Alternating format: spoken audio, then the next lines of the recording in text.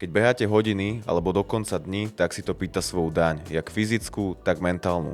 Tieto dva typy bolesti sú úzko prepojené, čo znamená, že ak máte silné telo a slabú hlavu, tak bohužiaľ do úspešného konca to nedotiahnete a takisto to platí aj naopak.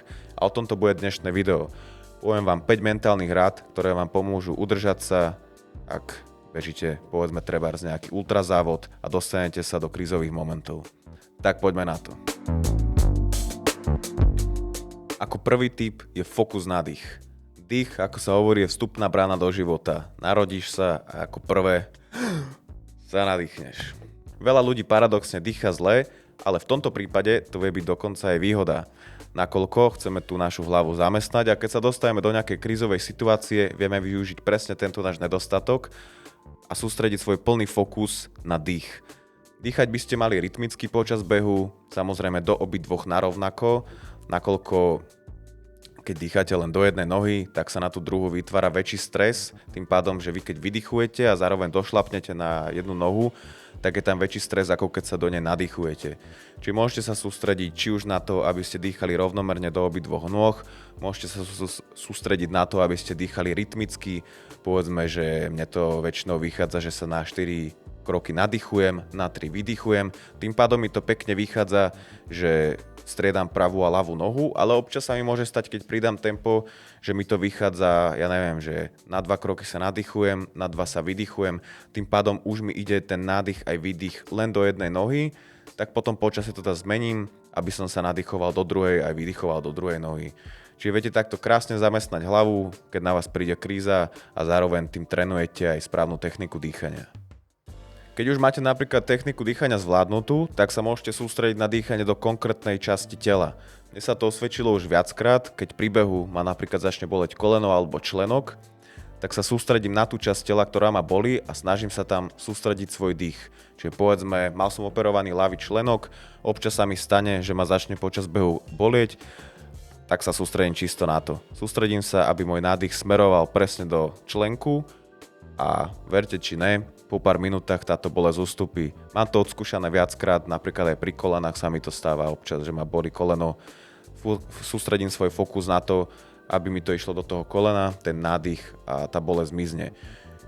Či je to placebo, alebo to je reálny fakt, to už nebudem ja teraz nejak rozoberať, nie som lekár ani žiadny duchovný poradca, jednoducho počul som o tomto, mne to funguje a preto to aplikujem a teda odporúčam aj vám. Ďalej tu máme rozdelené na etapy. Povedzme, že idete si zabehnúť svoju prvú 50-ku a ste zvyknutí behať maximálne nejakých 10-15 km. Čo môžete urobiť? Si rozdeliť túto 50-kilometrovú trasu na jednotlivé úseky. Povedzme, že ste zvyknutí na tie desiny, tak si to rozdelíte na 5-10 kilometrových úsekov. Vaša hlava vám väčšinou zvykne hovoriť len všetky negatívne veci, to znamená, že povedzme ste na 6. kilometri a poviete si, že ty kokos ešte 44, čo máte viac ako maratón.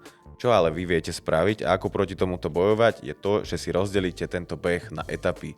Konkrétne v tomto príklade si to vieme rozdeliť na 5-10 km behov, čo už znie oveľa, jak to povedať, znesiteľnejšie ako tých zvyšných 44, hej. Ste zvyknutí teda povedzme na tie desiny, ste na tom 6, tak si poviete, že už len 4, to je úplne v pohode a som na 10.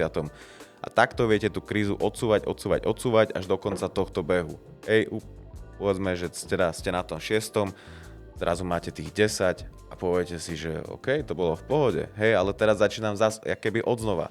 A tá hlava vám začne dávať zas, že som na 10 z 50. Ty kokos, to je ešte 40. Ale vy viete znova aplikovať túto metódu a povedať si, idem len 10. A takto sa pekne dopracovať až ku koncu. Nemusí to byť 10, hej, napríklad čím ste bližšie k tomu cieľu, tak si to viete štiepiť na menšie a menšie etapy. Je to len na vás. Kým máš kyslík, tak to ide. A takto znie ďalšia rada, ktorú som si vytvoril počas štúdia na vysokej škole, kde sme chodevali pravidelne behávať a poviem vám úprimne, vtedy som beh fakt nenávidel. Ne, že by som ho teraz miloval, ale vtedy bola moja kondička v plienkach a bolo to pre mňa fakt utrpenie. Ale zápočet bolo treba splniť a tak som si počas tréningov, zápočtov vyvinul túto mentálnu pomocku, kedy keď som fakt už nevládal, som si dokola v hlave opakoval, že kým mám kyslík, tak to ide. Kým je kyslík, musím pokračovať, lebo moje telo to dokáže. A on to tak reálne aj bolo a išlo to a dokončil som to. A toto viete presne využiť aj pri týchto ultrabehoch, kedy tie krízy prídu, kto to behá, pozná to a není to raz, tie krízy prichádzajú stále, je to taká sinusoida, tieto ultrabehy. Takže keď sa dostanete dole do toho spodného bodu, skúste si opakovať. Prešiel som už 20 km, čo bude pre mňa ďalších 20, hej? Alebo ja neviem, zabehol som minulé 150, čo je pre mňa teraz 80. Hej, viete si to hoci ako vyšpekulovať podľa seba, ale hovorím, skúste to a budete úprimne prekvapení, budete milo prekvapení, čo všetko dokážete. Ďalšiu pomocku som už tak trochu načrtol pre tej predošlej a volá sa Cookie Jar. Kto pozná Davida Gogginsa a čítal jeho knihy, tak veľmi dobre vie, o čo ide. Ide o súhrn spomienok, či už ide o nejaké ťažké chvíle v živote, ktoré ste prekonali, alebo presne o prekonanie nejakých hraníc, čo sa vám už podarilo pri športe v minulosti. A všetky tieto spomienky máte v podstate ako také cookiesky, ktoré si odkladáte. A keď príde ten krízový moment, jednoducho otvoríte túto nádobu s cookieskami a začnete ich papkať. Respektíve pripomínať si, čo ste v živote zvládli a viete si tým pomôcť zvládnuť aj tie ďalšie ťažké chvíle. Takisto to aplikujem, funguje to, je to super pomocka, preto to odporúčam aj vám. Spomeňte si vždy na ťažké chvíle v živote, ktoré ste prekonali a potom vám príde táto kríza jak nič a viete pokračovať ďalej. Vysokú školu som síce nedokončil, ale dala mi veľa a jednou z týchto skúseností je mentálna rada číslo 5 a tá znie nikdy nepolav na konci. Profesor, s ktorým sme mávali tieto bežecké tréningy, nám vždy hovoril, že nikdy nemáme polaviť na konci a bolo to z prostého dôvodu. Sám bol profesionálny vrcholový športovec bývalý, účastnil sa aj na olympiáde a teda veľmi dobre vedel, aké je podstatné mať plný výkon až do konca. Poviem príklad, bežali sme 400 alebo 12 minútovky a väčšina študentov išla bomby, ale pri konci už polavila a úplne tomu rozumiem, lebo sám som taký bol a častokrát sa vám to môže stať aj pri závode, že beháte ultra, celý čas proste idete, prekonávate tie krízy a tak ďalej. A už pri tom konci si mozog hovorí, však to už je koniec, už si proste zvládol toto, už si frajer, proste nemusíš tak zabrať. Ale práve to je ten moment, kedy by ste mali najviac zabrať, na tom konci. Lebo práve v športe, hlavne vo vrcholovom športe, nerozhodujú sekundy, ale stotiny. Keď na konci polavíte, tak vás to môže častokrát pripraviť o víťazstvo. Hej, bavíme sa teraz o vrcholovom športe, ale platí to aj pri týchto závodoch. Hej, nemusíte byť vrcholový športovec, ale jednoducho idete do toho závodu s tým, že chcete tam nejaký výsledok dosiahnuť a keď na tom konci polavíte, fakt vás to môže stať miesto, čo nakoniec môže zamrzieť. A dostávame sa postupne na záver tohto videa.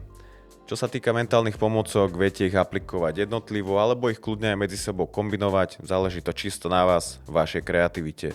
Netreba ale zabúdať, že to, čo si dávaš do hlavy, tak to budeš aj prežívať a preto je veľmi dôležité nastaviť si tú hlavu správne. Možno mi niekto neveríte, budete to brať ako nejakú ezoblbosť, ale spomeňte si, keď ste v živote zažili niečo zlé a potom ste si na to spomínali, tak do pár minút ste začali tie emócie prežívať znova. Začalo vás boleť brucho, začali ste sa cítiť smutný, alebo tak podobne. To isté platí aj pre šťastné momenty v živote, keď ste zažili fakt nejaký úspech v živote, alebo jednoducho aj možno niečo malé, ale pre vás to bolo fakt významné a cítili ste sa vtedy šťastne a budete na to mysleť, tak vy sa tak začnete cítiť znova. A toto viete presne využiť pri týchto mentálnych pomôckach. Keď dojde na vás kríza, spomeňte si na to, ak ste niečo prekonali, ako ste sa niekedy cítili dobre a ako sa hovorí, ako myslíš, tak bude. Takže tak. To je už teda na dnešné video všetko.